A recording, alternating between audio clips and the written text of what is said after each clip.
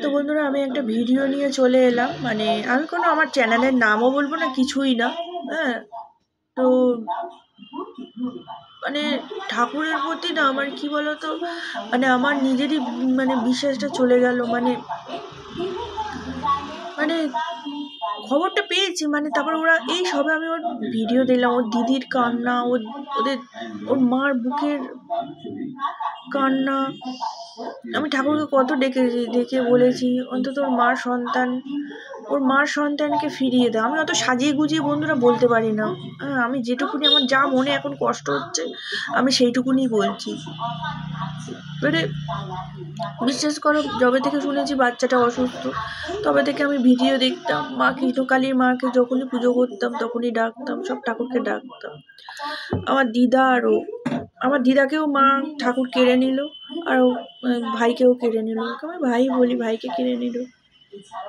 সত্যি কথা, ওকে দেখলে না আমার খুব, ভাইকে দেখলে নিজের মনে হলো, কিন্তু ভাইকে মানে আমি ফেরাতে পারলাম না। মানে কি বলবো, এত ঠাকুরকে ডেকে ফেরাতে পারলাম না। কৃষ্ণকালী মা কেন এরকম করলো? কেন? একটা 13 বছরের ছেলে, ও কী পাপ করেছে জীবনে? ও তো পৃথিবী দেখেনি, বলো বন্ধুরা, ও তো পৃথিবী দেখেনি।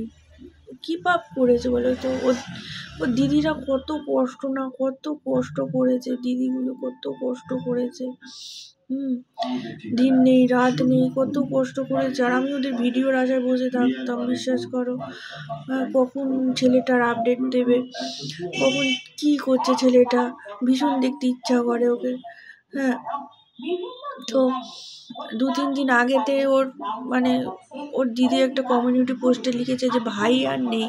মানে আমি তো বিশ্বাস করতে পারিনি বন্ধুরা, বিশ্বাস করো, আমি তো বিশ্বাস করতে পারিনি যে ভাই নেই। আমি বন্ধুরা অত নাটক ফাটক করতে পারি না। আমার দিদাও হচ্ছে আমাদের ছেড়ে, হ্যাঁ, গতকাল না গত পরশু দিন ভোর 3:30টার সময় মারা গেছে। তাই মাকে বলেছিলাম, মা কৃষ্ণকালী মা, তুমি তো খুব জাগ্রত মা, তোমার দোষ দিচ্ছি না, হয়তো কপালে ওদের ওইটুকুনি আয়ু লেখা ছিল, হয়তো আরও ভালো এর পরের জন্মে ভাই জন্মাবে, রাজার ঘরে জন্মাবে।